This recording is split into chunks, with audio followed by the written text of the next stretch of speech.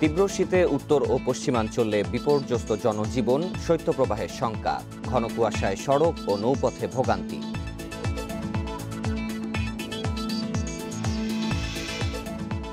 মুজিববর্ষ উপলক্ষে সারা দেশে ৭০,০০০ পরিবারকে জমিসহ ঘর হস্তান্তর কাল, হাসি ফুটেছে প্রান্তিক জনগোষ্ঠীর মুখে।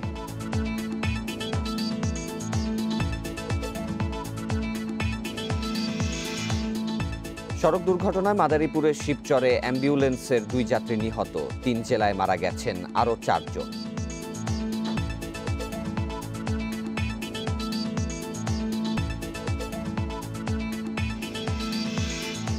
এবং চট্টগ্রাম সিটি নির্বাচনে বহিরাগত ঠেকাতে নাগরিক তথ্য হালনাগাদে পুলিশ, অল্প সময়ে কাজ শেষ করা নিয়ে সংশয়।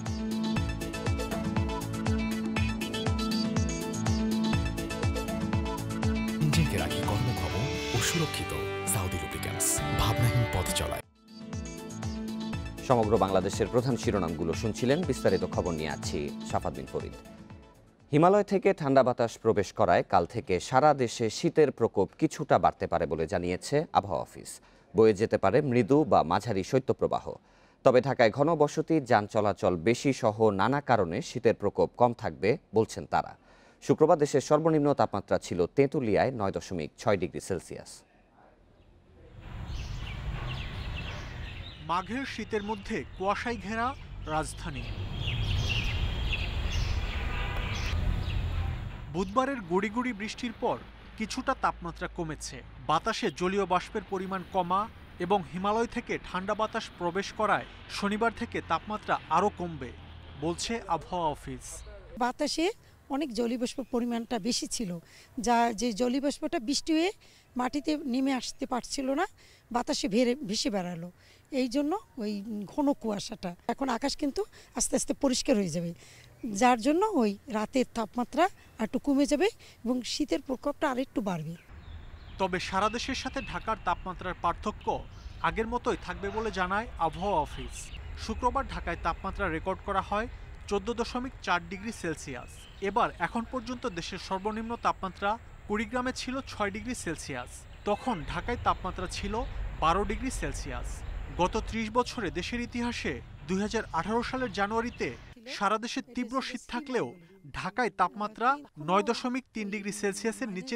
ঢাকায় তো বড় বড় বিল্ডিং, মানুষের ঘনত্ব বেশি এবং এরকম গাছপালা নাই এবং জলাশয় কমে গিয়েছে, যার জন্য টেম্পারেচার দিনের তাপমাত্রাটা, দিনে যে সূর্যের আলোটা পড়ে এটা গাছপালা এবং পরিবেশটা ওইটা শোষণ করে নেয় এবং রাতের বেলা ওইটা ছাড়ে, যার জন্য টেম্পারেচার ওরকম কমার সম্ভাবনা খুবই কম।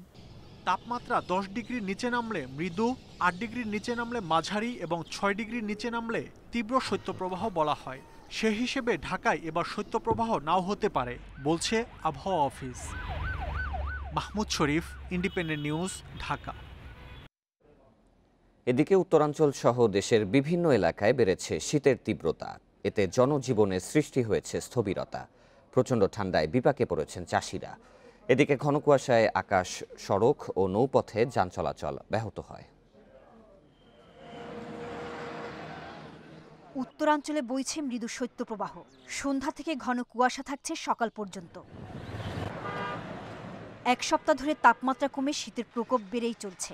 শীতের তীব্রতায় সবচেয়ে বেশি দুর্ভোগে কর্মজীবী ও নিম্ন আয়ের মানুষ। খুবই অতিরিক্ত কুয়াশা দেখতেছে না, কুয়াশা তো চারপাশে দেখা যাচ্ছে না। এখন তো মানে যেভাবে চলাফেরা খুবই কষ্ট।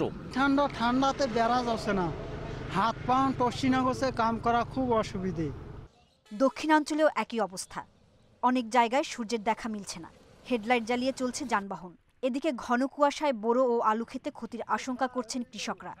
প্রচণ্ড শীতে এই ধানের পাতা নষ্ট হয়ে যাচ্ছে, পাতার মরিয়ে যাচ্ছে, আর এই শীতের ভিতরে কোনো কাজ করা যাচ্ছে না। আবহাওয়া অফিস বলছে আগামী 3 থেকে 4 দিন স্থায়ী থাকতে পারে এই অবস্থা। নেপাল, বিহার হয়ে কিন্তু কুয়াশাটা আমাদের উত্তরবঙ্গ হয়ে বাংলাদেশে প্রবেশ করতেছে।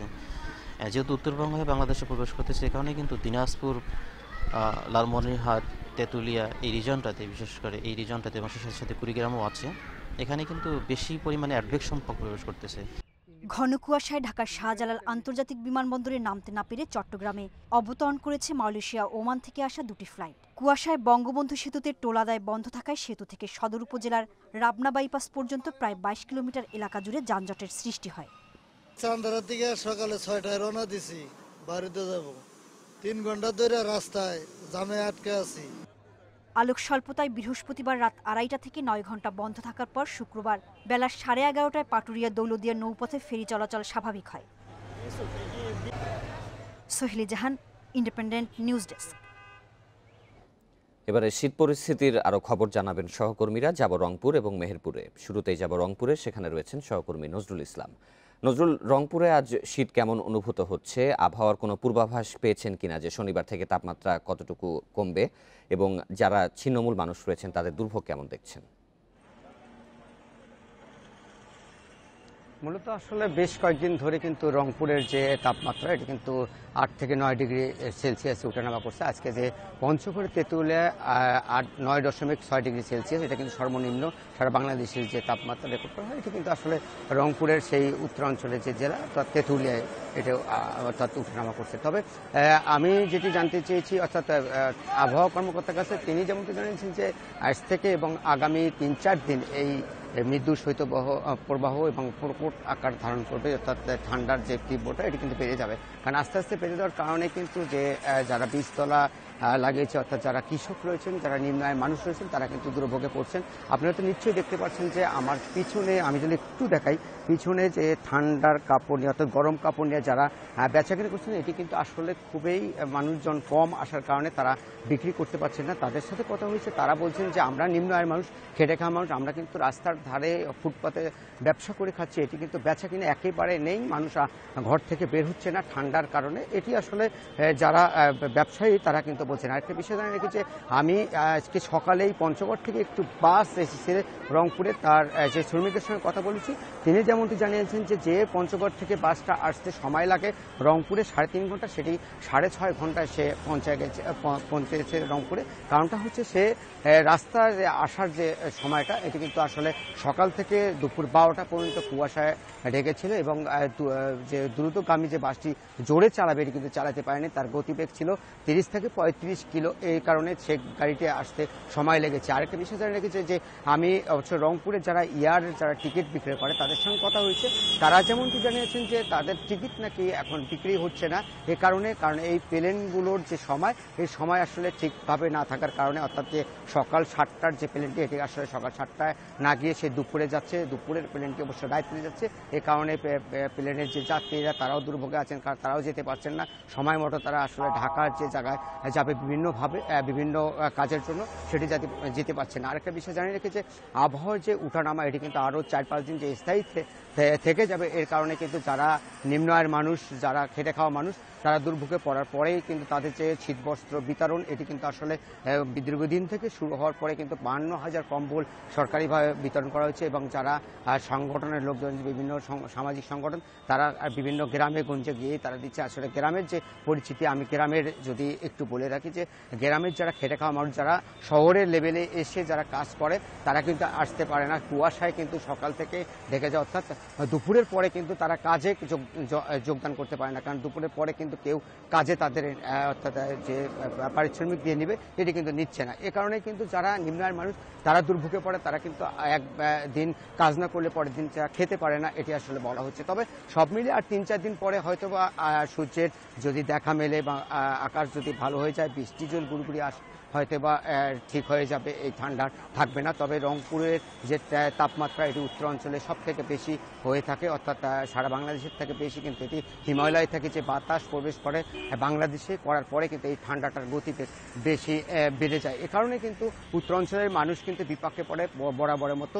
গত বছরের অর্থাৎ 18 সালে যে ভয়াবহ যে শীত ঠান্ডা পড়েছিল 2.5 ডিগ্রি সেলসিয়াস, এটি কিন্তু রংপুরে।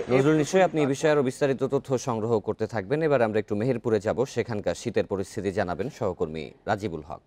রাজিবুল, মেহেরপুরে ঘন কুয়াশার কারণে কৃষকরা কি ধরনের ক্ষতির সম্মুখীন হতে পারেন, এ বিষয়ে কৃষি অফিস কি বক্তব্য দিচ্ছে? আসলে কয়েকদিন ধরে কিন্তু মেহেরপুরে আসলে শীতের তীব্রতা বাড়ছে। তাপমাত্রা ওঠানামার কারণে কিন্তু শীত ঘনীভূত হচ্ছে এমনটা নয়, যেহেতু আজকে বেলা 11টার পর থেকে কিন্তু সূর্য দেখা গেছে, কিন্তু সূর্যের যে তাপ সেটা কিন্তু খুবই কম ছিল, যার ফলে কিন্তু যে গরম তাপ বাড়ার কথা সেটা কিন্তু আসলে বাড়েনি। আজকে চুয়াডাঙ্গা আবহাওয়া অফিস কিন্তু 10.5 ডিগ্রি তাপমাত্রা সেলসিয়াস রেকর্ড করেছে, আর যার ফলে ঘন কুয়াশার কারণে কিন্তু সূর্য দেখা যায়নি। আর এই উত্তরের বাতাস থাকায় এই শীতের তীব্রতা কিন্তু কয়েক গুণ বেড়েছে, যদিও তাপমাত্রা 10 ডিগ্রির নিচে নামেনি, তারপরে কিন্তু শীত বেশি ঘনীভূত হচ্ছে, কারণ শুধুমাত্র উত্তরের যে বাতাস সেই বাতাসে। আর এই ঘন কুয়াশা যেহেতু বেলা 9টা 10টা 11টা পর্যন্ত সূর্য দেখা যায়নি, সেই ক্ষেত্রে যে সমস্যার কথা বলছে কৃষকরা সেটা হলো যে বিশেষ করে আলুর যে লেট বাইট রোগ হতে পারে। আর এই বিষয়ে আরো বিস্তারিত তথ্য সংগ্রহ করতে থাকবেন। শীত পরিস্থিতির উত্তরবঙ্গের অবস্থা জানাচ্ছিলেন সহকর্মীরা। প্রাকৃতিক দুর্যোগে বিপন্ন ঘূর্ণিঝড় জলোচ্ছ্বাসে ক্ষতিগ্রস্ত প্রান্তিক জনগোষ্ঠীর মুখেও হাসি ফুটেছে। মুজিববর্ষ উপলক্ষে সারা দেশে জমি নেই, ঘর নেই এমন 70,000 পরিবারকে শনিবার একসঙ্গে বাড়ি হস্তান্তর করে নতুন ইতিহাস গড়তে যাচ্ছেন প্রধানমন্ত্রী শেখ হাসিনা। দেখতে পাচ্ছি সুন্দরবন সংলগ্ন উপজেলা শরণখোলা বাগেরহাটের এই অঞ্চলের মানুষেরা প্রতিনিয়ত ঘূর্ণিঝড় জলোচ্ছ্বাস বন্যার সঙ্গে লড়াই করে টিকে থাকে। আবার এই অঞ্চলের মানুষের সেই সক্ষমতাও নেই প্রত্যেকেই উঁচু ভবন তৈরি করে থাকবেন বা পাকা বাড়িতে থাকবেন। তাদের ঘরগুলি খুবই জীর্ণ শীর্ণ। সেই সব মানুষেরা যখন মুজিববর্ষে ঘর পান তাদের আনন্দ অনেকখানি বেড়ে যায়। সিডর, আয়লা বা আমফান প্রতিবারই প্রাকৃতিক দুর্যোগে বিধ্বস্ত হয়েছে শরণখোলা। এই জনপদে ঝড়ঝঞ্ঝায় টিকে থাকতে সক্ষম একটি পাকা বাড়ি যেন সোনার হরিণ। মুজিববর্ষে উপকূলীয় জেলা বাগেরহাটে 433টি ভূমি ও গৃহহীন পরিবার পাচ্ছে নতুন বাড়ি। আগে অনেক কষ্ট ছিল, এখন যে রকম পর্যায়ে এসেছে তাতে আমরা মোটামুটি না তার চেয়ে অনেক ভালো থাকবো। প্রধানমন্ত্রী এই ঘরগুলো দিয়ে আমাদের জীবন বাঁচাবার একটা খুব গর্বিত মনে করি আমরা এই ঘরগুলো পাইয়া, কারণ এখন বাঁচাবার মতো একটু মাথা গোছার মতো ঠাঁই হয়েছে। কষ্টে থাকা মানুষের জীবনমান উন্নয়নে আশ্রয় প্রকল্পের মাধ্যমে প্রধানমন্ত্রীর উদ্যোগকে সাধুবাদ জানিয়েছেন জনপ্রতিনিধিরা। মাননীয় প্রধানমন্ত্রীর যে উপহার, এজন্য আমরা চিরকৃতজ্ঞ মাননীয় প্রধানমন্ত্রীর কাছে, এবং আমি মনে করি শরণখোলার মানুষ এই ঘরের মাধ্যমে অনেক উপকৃত হবে। বিশেষ করে আপনারা জানেন যে সিডর সহ সবচেয়ে বড় বড় যত ঘূর্ণিঝড় আছে শরণখোলা উপজেলাকে ফেস করতে হয়। উপজেলা মাত্র 4টা ইউনিয়ন আছে, জনসংখ্যা 1,62,000 প্লাস। এখানে অনেক মানুষ, প্রান্তিক মানুষ আছে, ভূমিহীন আছে, গৃহহীন আছে। তাদেরকে যদি আমরা বহুতল ভবন করে দিই সেক্ষেত্রে আমাদের জমির সংকুলন সম্ভব। আশ্রয় প্রকল্পের পরিচালক জানিয়েছেন মুজিববর্ষে সাধারণ মানুষের ক্ষমতায়ন বাড়াতেই বাড়ি দেওয়ার উদ্যোগ নিয়েছে সরকার। যে মুজিব শতবর্ষে বাংলাদেশের একজন মানুষও গৃহহীন থাকবে না, তাই সেই নীতিমালা লক্ষ্য এবং মাননীয় প্রধানমন্ত্রীর ঘোষণা বাস্তবায়নে আমরা সারা বাংলাদেশের ভূমিহীন গৃহহীন তাদের দ্বিকক্ষ বিশিষ্ট একটি ঘর মাননীয় প্রধানমন্ত্রী মুজিববর্ষ উপলক্ষে উপহার দিচ্ছেন। শনিবার দেশের 64 জেলায় একসাথে 70,000 পরিবার সরকারের খাস জমিতে পাবে নতুন বাড়ি, সাথে 2% জমির মালিকানা। শনিবার গণভবন থেকে ভিডিও কনফারেন্সে বাড়ি ও জমির দলিল হস্তান্তর করবেন প্রধানমন্ত্রী শেখ হাসিনা। অনিমেষ কর, ইন্ডিপেন্ডেন্ট নিউজ, বাগেরহাট। যেমনটি জানাচ্ছিলাম, মুজিব শতবর্ষ উপলক্ষে প্রধানমন্ত্রী শেখ হাসিনার উপহার হিসেবে সাতক্ষীরায় ভূমিহীনদের জন্য নির্মাণ করা হয়েছে 1148টি ঘর। প্রধানমন্ত্রীর উদ্বোধনের পরেই এই ঘরগুলো হস্তান্তর করা হবে উপকারভোগীদের মধ্যে। এ বিষয়ে আরও জানাতে বা সাতক্ষীরার দেবহাটা থেকে যুক্ত হবেন সহকর্মী অনিমেষ কর। অনিমেষ, সাতক্ষীরায় নতুন ঘরগুলো সর্বশেষ অবস্থা কেমন দেখছেন এবং স্থানীয়রা এই বিষয়ে কি বলছেন? আমরা দেখতে পাচ্ছি যে এই মুহূর্তে আছি আমি সাতক্ষীরা সদর উপজেলা। এই গ্রামটির নাম গাবা এবং এখানে 100টি ঘর তৈরি হয়ে গেছে এবং এই ঘরগুলি হস্তান্তর করা হবে আগামীকাল। এখানে যারা উপকারভোগী তারাও এখানে দেখতে পাচ্ছি, তারাও বসে আছেন এবং এখানে আমরা দেখতে পাচ্ছি যে হিন্দু, মুসলমান বিভিন্ন ধর্মের মানুষই কিন্তু এখানে আছেন। এই যে সাতক্ষীরা মানুষেরা এরা প্রাকৃতিক দুর্যোগে বিভিন্ন সময় অবর্ণনীয় কষ্ট পেয়েছেন এবং তারা যখন এইরকম কাঁচা ঘরে ছিলেন তখন ঝড়ে তাদের ঘর উড়ে যেত। সেই জায়গা থেকে তারা যেই বাড়িটি পেয়েছেন সেই বাড়ি নিয়ে তাদের মুখে কথা শুনি যে এই বাড়িটি পেয়ে আপনার কেমন লাগছে? ভালো লাগছে, একদম এখন পাকা ঘর পেয়ে আমাদের খুব ভালো লাগছে, খুব ভালো আছি আমরা এখন ঘর পেয়ে, এখন আরো ভালো আছে। এতদিন কষ্টটা কেমন ছিল? এখন আর কষ্টটা নেই, এখন এই ঘর পেয়ে খুব শান্ত। যেমনটা আপনি দেখেছেন, আপনার কি অবস্থা? খুব ভালো, এখন খুব ভালো লাগছে, ঘর পেয়ে আমাদের খুব আনন্দ লাগছে, আমরা খুব খুশি। এদের সবারই মনোভাব একরকম। আমি যদি পুরোটা দেখাতে চাই, এই পুরো প্রকল্পটি যদি দেখতে পারেন যে এখানে আমরা দেখতে পাচ্ছি দীর্ঘ সারি এবং এইখানে একের পর এক ঘর তৈরি হয়েছে এবং এই ঘরগুলি আগামীকাল 2 শতক জমি সহ এই ঘরগুলি বুঝিয়ে দেওয়া হবে যারা এই ঘরে থাকবেন তাদেরকে, এবং তাদের জমির দলিল আগামীকাল হস্তান্তর করা হবে। সারা দেশেই সব উপজেলায় একই সঙ্গে সকাল 10:30টায় প্রধানমন্ত্রী শেখ হাসিনা এই ঘর হস্তান্তর কার্যক্রমের উদ্বোধন করবেন। এবং এখানে কিছুক্ষণ আগে আমরা সাতক্ষীরার জেলা প্রশাসকের সঙ্গে কথা বলেছিলাম, তিনি বলছেন যে তার এই জেলায় 1148টি ঘর হস্তান্তর করা হচ্ছে এবং এরকম সারা বাংলাদেশে 70,000 ঘর হস্তান্তর করা হবে। এটি সারা পৃথিবীর মধ্যে একটি রেকর্ড হতে যাচ্ছে এবং সেই রেকর্ডের ক্ষণটি আগামীকাল সকালে আমরা সেই সময়ের জন্য অপেক্ষা করছি এবং এই ভোগী মানুষও সেই সময়ের জন্য অপেক্ষা করছে যে আগামীকাল তাদের সুখের এই শান্তির নীড়টি তারা বুঝে পাবেন। সাতক্ষীরার দেবহাটা থেকে মুজিব বর্ষের গৃহ বিতরণের সর্বশেষ তথ্য জানাচ্ছিলেন সহকর্মী অনিমেষ কর। সড়ক দুর্ঘটনায় 4 জেলায় 6 জন নিহত হয়েছেন। এর মধ্যে মাদারীপুরের শিবচরে পদ্মা সেতুর এক্সপ্রেস হাইওয়ের একটি পিলারের সাথে অ্যাম্বুলেন্সের ধাক্কায় 2 জন নিহত হয়েছে। এ ঘটনায় আহত হয়েছে আরও 3 জন। পাবনার দুবলিয়ায় ট্রাক ও সিএনজি চালিত অটোরিকশার সংঘর্ষে 2 জন নিহত হয়েছে। আহত হয়েছেন 3 জন। ভোরে ঘন কুয়াশায় নিয়ন্ত্রণ হারিয়ে ট্রাকের সাথে ধাক্কা লাগে যাত্রীবাহী অটোরিকশাটির। এ সময় ঘটনাস্থলেই একজন মারা যান। হাসপাতালে মারা যান আরও একজন। ঝিনাইদহে ট্রাক চাপায় এক নারী মারা গেছেন। পুলিশ জানায় হামদহ ঘোষপাড়া এলাকায় ট্রাকের ধাক্কায় রাস্তায় ছিটকে পড়ে মোটরসাইকেল আরোহী ওই নারী। এ সময় ট্রাকের চাপায় ঘটনাস্থলে মৃত্যু হয় তার। ঘটনার প্রতিবাদে প্রায় 1 ঘণ্টা ঝিনাইদহ কুষ্টিয়া মহাসড়ক অবরোধ করে বিক্ষোভ করে এলাকাবাসী। এছাড়াও খুলনা সাতক্ষীরা মহাসড়কে বাস ও মোটরসাইকেলের সংঘর্ষে একজন নিহত হয়। চট্টগ্রাম সিটি কর্পোরেশন নির্বাচনে বহিরাগত ঠেকাতে নাগরিক তথ্য ব্যবস্থাপনা হালনাগাদ করছে পুলিশ। মেয়র পদে বিএনপি প্রার্থী ও কাউন্সিলর পদে বেশ কয়েকজন প্রার্থী নির্বাচন কমিশনে অভিযোগের পর এই উদ্যোগ। তবে অল্প সময়ে এই কাজ শেষ করা যাবে কিনা তা নিয়ে সংশয়ে রয়েছেন সংশ্লিষ্টরা। চট্টগ্রাম সিটি নির্বাচনের সময় এগিয়ে আসার সাথে সাথে বাড়ছে সহিংসতা। এতে জড়িয়ে পড়ছেন প্রতিদ্বন্দ্বী প্রার্থীদের অনুসারী ও কর্মী সমর্থকরা। নির্বাচন কমিশনে এরই মধ্যে জমা হয়েছে অভিযোগের পাহাড়। প্রার্থীদের পাল্টাপাল্টি অভিযোগ, হামলা আর সংঘাতে বাড়ছে বহিরাগতদের উপস্থিতি। সম্প্রতি পাঠানটুলিতে এক কাউন্সিলর প্রার্থীর কর্মী নিহত হবার পর আলোচনায় এসেছে পাশের জেলার এক গ্যাংয়ের কথা। এই প্রেক্ষাপটে নির্বাচনে বহিরাগত ঠেকাতে নাগরিক তথ্য ব্যবস্থাপনা পদ্ধতি সিআইএমএস হালনাগাদ করছে পুলিশ। বাইরের জেলাগুলো থেকে আগে থেকে এসে এক ধরনের প্রভাব বিস্তার করার চেষ্টা করে লোকজন, তো সেটি যেন না করতে পারে। আমরা অলরেডি আমাদের যে নাগরিক তথ্য ফর্ম, যেটি সিআইএমএস সিটিজেন ইনফরমেশন ম্যানেজমেন্ট সিস্টেম, যেটি প্রত্যেকটি বিটে আমাদের এটি চালু আছে এবং এই সকল তথ্য প্রত্যেকটি বিট অফিসারকে দিয়ে আবার যাচাই বাছাই করছি। তবে এত অল্প সময়ে নগরীর 16টি এবং জেলার একটি থানায় প্রায় 65 লাখ মানুষের তথ্য কতটা সঠিকভাবে যাচাই সম্ভব তা নিয়ে আছে প্রশ্ন। তবে পুলিশ বলছে থানা ও বিট কেন্দ্রিক এই কার্যক্রম পরিচালিত হচ্ছে। আমরা প্রত্যেকটা ভাড়াটিয়া মালিকদের কাছে সিআইএমএস ফর্ম পৌঁছে দিয়েছি এবং সেগুলো তথ্য হালনাগাদ করার কাজ চলছে আমাদের বিট পুলিশের মাধ্যমে। আপনারা জানেন সিএমপি সহ পুরো বাংলাদেশে বিট পুলিশের কার্যক্রম পরিচালিত হয়। পুলিশি এই তৎপরতার বাইরে নির্বাচনী পরিবেশ স্বাভাবিক রাখতে মাঠে রয়েছেন 16 জন নির্বাহী ম্যাজিস্ট্রেট। অনুপম শীল, ইন্ডিপেন্ডেন্ট নিউজ, চট্টগ্রাম। এবারে চট্টগ্রাম সিটি নির্বাচনের আরও খবর জানাতে চট্টগ্রাম থেকে যুক্ত হবেন সহকর্মী আহসান রিটন।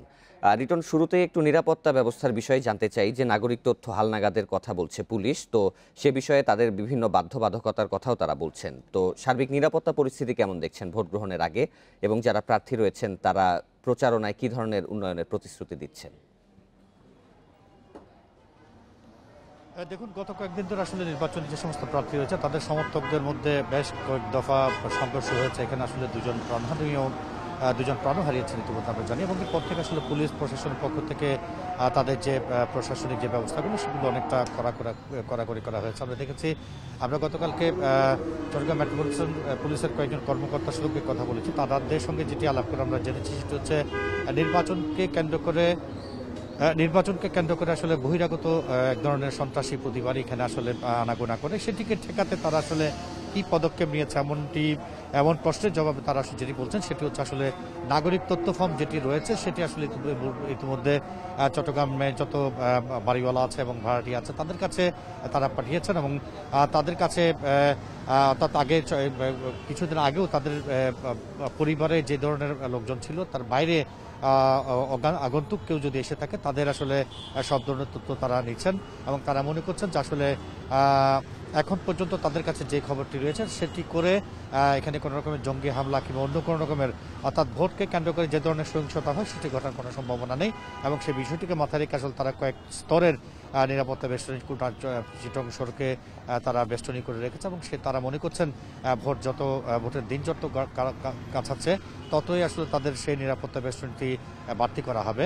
এবং আমরাও দেখেছি নগরের বিভিন্ন পয়েন্টে আসলে পুলিশের এক ধরনের টহল এবং কোনো গুরুত্বপূর্ণ মোড় অর্থাৎ যে সমস্ত এলাকায় সহিংসতা হওয়ার একটি সম্ভাবনা থাকে সে সমস্ত এলাকায় পুলিশের আসলে আমরা উপস্থিতি দেখেছি, এবং প্রতিনিয়ত তার সংখ্যাটি বাড়ছে।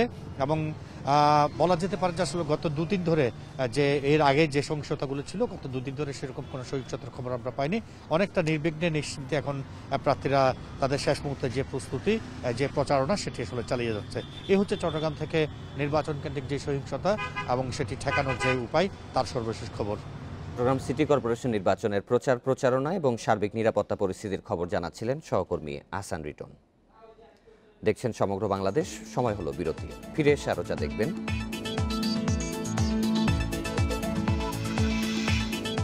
কক্সবাজারের মহেশখালীতে গ্যাস বেলুনে সিলিন্ডার বিস্ফোরণে 2 শিশু নিহত, আহত 8 জন হাসপাতালে।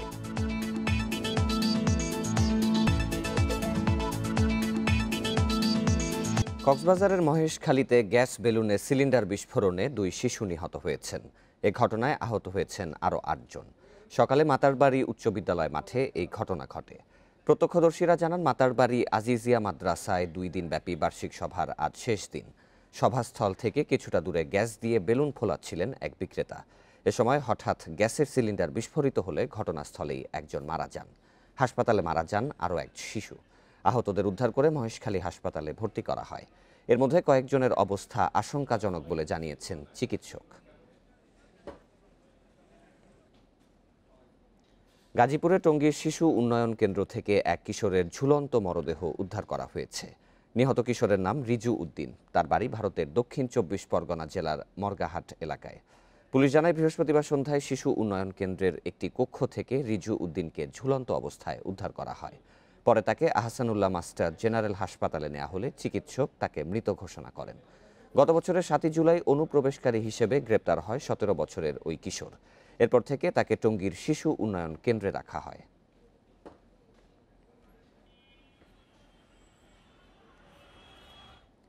আশুলিয়ায় এক মাদ্রাসা ছাত্রীকে ধর্ষণের অভিযোগ উঠেছে। এ ঘটনায় তৌহিদ বিন আজহার নামে এক মাদ্রাসার অধ্যক্ষকে গ্রেপ্তার করেছে পুলিশ। ভুক্তভোগী ছাত্রী স্বজনেরা জানান 8 ডিসেম্বর মাদ্রাসার অধ্যক্ষ তৌহিদ ওই ছাত্রীকে চা বানানোর কথা বলে মাদ্রাসার নিচতলায় নিজ বাসায় ডেকে নিয়ে ধর্ষণ করে এবং বিষয়টি কাউকে না জানাতে ভয়ভীতি প্রদর্শন করে। পরে ওই ছাত্রী মাদ্রাসা থেকে স্বজনদের কাছে বিষয়টি জানিয়ে খবর পাঠালে অধ্যক্ষ পালিয়ে যায়। বৃহস্পতিবার সকালে আশুলিয়া থানায় নির্যাতিতা ছাত্রীর বাবা বাদী হয়ে মামলাটি দায়েরের পর অভিযান শুরু করে পুলিশ। রাতে মিরপুরের কাফরুল থেকে অভিযুক্ত মাদ্রাসা শিক্ষককে গ্রেপ্তার করা হয়।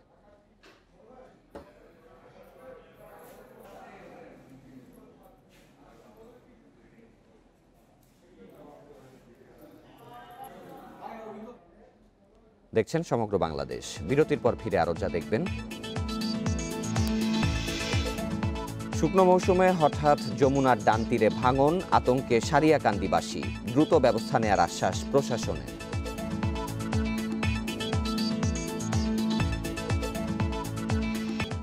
শুকনো মৌসুমে হঠাৎ যমুনার ডান তীরে ভাঙন শুরু হওয়ায় আতঙ্কিত বগুড়ার সারিয়াকান্দির মানুষ। তবে বর্ষার আগেই ভাঙন বন্ধ করতে ব্যবস্থা নেওয়ার আশ্বাস দিয়েছে পানি উন্নয়ন বোর্ড।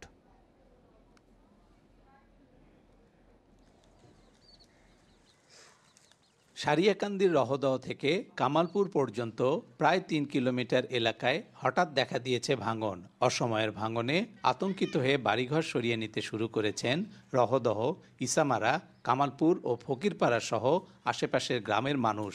যাদের আর্থিক সামর্থ্য নেই তাদের অনেকেই ভাগ্যের উপর ছেড়ে দিয়েছেন ভবিষ্যৎ। আয়তের বারোটার দিকে সব খায় শুচ্ছে, সে সময় দোষ করে ভাঙা শুরু হয়ে গেল গা। এই একটা এখন তো ভাঙ্গে তো আবার দিয়ে থেমে গেল। ভাঙনি তো বেশি, মনে করেন আমার বাড়িঘর সরাসি ঘুমাবারও পাই না, তারপরে মনে করেন আরো বাড়িঘর সরা ভাঙছে, কাজ না হলে তো আমরা এখন বাঁচি না। আমাদের দাঁড়ানোর মতন কিছুই নাই, এখন আমরা কি করি, কোথায় যাই, আমরা ঘুম পাইতেছি না। ভাঙন বন্ধ না হলে বিলীন হতে পারে যমুনার ডান তীরে অবস্থিত ইসামারা সহ অন্তত 5টি গ্রাম। এমন আশঙ্কার কথা জানিয়ে স্থানীয়রা বলছেন, বাঁধ ঠেকাতে না পারলে ভাটিতে বন্যায় ক্ষতিগ্রস্ত হতে পারে বগুড়ার ধুনট, শেরপুর এবং সিরাজগঞ্জের কাজীপুর আর রায়গঞ্জ সহ কয়েকটি উপজেলা। অবশ্য পানি উন্নয়ন বোর্ড বলছে, ভাঙনে ক্ষতিগ্রস্ত প্রায় 400 মিটার এলাকা রক্ষায় এরই মধ্যে উদ্যোগ নেওয়া হয়েছে। বিগত 2 বছরের বন্যায় আমাদের প্রায় 700 মিটার ধসে গিয়েছে এবং ইতিমধ্যে আমরা জরুরি ভিত্তিতে কিছু জিও ব্যাগ সেখানে ডাম্পিংয়ের ব্যবস্থা করেছি ঊর্ধ্বতন কর্তৃপক্ষের অনুমোদন নিয়ে। এছাড়াও আমরা বর্তমানে আমাদের মেরামত খাতে 2টি টেন্ডার আমরা আহ্বান করেছি। পরিস্থিতির উন্নতি না হলে এবার ওই এলাকায় 2 কিলোমিটার বাঁধ নদীতে বিলীন হবে বলে শঙ্কা পানি উন্নয়ন বোর্ডের। Hasibur Rahman, independent news, Sariakandi, Bogura. ঠাকুরগাঁওয়ে কৌশলে নানা প্রজাতির পাখি নিধন করছে মৌসুমী শিকারীরা। এসব পাখি খাঁচাবন্দি করে প্রকাশ্যে হাটবাজারে বেচা কেনা হলেও তা বন্ধে নেই তেমন তৎপরতা। স্থানীয়দের অভিযোগ, নজরদারির অভাবেই দিন দিন বেপরোয়া হয়ে উঠছে এই চক্রটি। বন্য পাখি রক্ষায় জনসচেতনতামূলক কার্যক্রমের পাশাপাশি জড়িতদের বিরুদ্ধে ব্যবস্থা নেওয়ার কথা জানিয়েছেন বন বিভাগ। খাঁচাবন্দি এসব পাখির বেশিরভাগই বিলুপ্ত প্রায় প্রজাতির। শীত মৌসুমে বিভিন্ন এলাকা থেকে নানা কৌশলে এসব পাখি শিকার করছে একটি অসাধু চক্র। এরপর গ্রামগঞ্জে পাখি শিকারীদের তৎপরতা। এরা জাল দিয়েও ধরে এবং কি এক ধরনের জাতীয় ল্যাঠা আছে, ওই ল্যাঠা দিয়ে ঘায়ে দেয়, ঘায়ে পড়ে আসে, পড়ে তখন এরা ধরে নিয়ে আসে বাজারে বিক্রি করে। এরা বর্ডারে পাখি ধরে বাজারে বিক্রি করতে আনে, 400-500 একটা পাখি বিক্রি করে। এটা আইনানুগ ব্যবস্থা গ্রহণ করে কঠোর হস্তে এই বন্যপ্রাণী নিধন দমন করা উচিত। একের পর এক প্রকাশ্যে পাখি নিধন এবং তা বিভিন্ন হাটবাজারে বেচা কেনা চললেও তা বন্ধে নেই তেমন উদ্যোগ। তবে বন্য পাখি রক্ষায় জনসচেতনতা বাড়ানোর আশ্বাস দিয়েছেন বন বিভাগের এই কর্মকর্তা। আমরা যদি কোথাও জানতে পারি যে কেউ পাখি শিকার করতেছে, আমরা তাৎক্ষণিকভাবে সেখানে গিয়ে সেটার প্রয়োজনীয় আমরা ব্যবস্থা নিচ্ছি, মানুষকে বোঝাচ্ছি যে পাখি শিকার করা, ধরা, মারা এটা কিন্তু অপরাধ। বন্যপ্রাণী সংরক্ষণ ও নিরাপত্তা আইনে বলা হয়েছে, পাখি নিধনের সর্বোচ্চ শাস্তি 1 লাখ টাকা জরিমানা, 1 বছরের কারাদণ্ড বা উভয় দণ্ড। একই অপরাধ পুনরায় করলে 2 লাখ টাকা জরিমানা, 2 বছরের কারাদণ্ড বা উভয় দণ্ডের বিধান রয়েছে। Independent news desk. শেষ করব সমগ্র বাংলাদেশ, তবে তার আগে শিরোনামগুলো আরও একবার। তীব্র শীতে উত্তর ও পশ্চিমাঞ্চলে বিপর্যস্ত জনজীবন, শৈত্যপ্রবাহের শঙ্কা, ঘন কুয়াশায় সড়ক ও নৌপথে ভোগান্তি।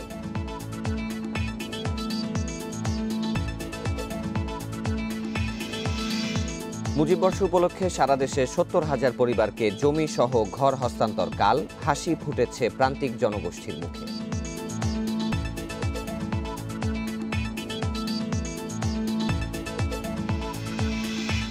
সড়ক দুর্ঘটনায় মাদারীপুরের শিবচরে অ্যাম্বুলেন্সের 2 যাত্রী নিহত, 3 জেলায় মারা গেছেন আরও 4 জন।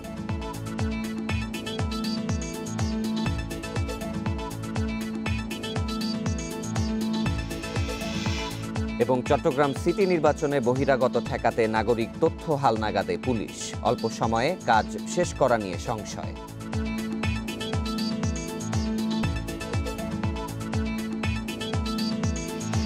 ইন্ডিপেন্ডেন্ট টেলিভিশনের সব খবর আরও বিস্তারিত জানতে চোখ রাখুন ফেসবুক, ইউটিউব এবং টুইটারে। আর এই ছিল আজকের সমগ্র বাংলাদেশে। ধন্যবাদ সবাইকে।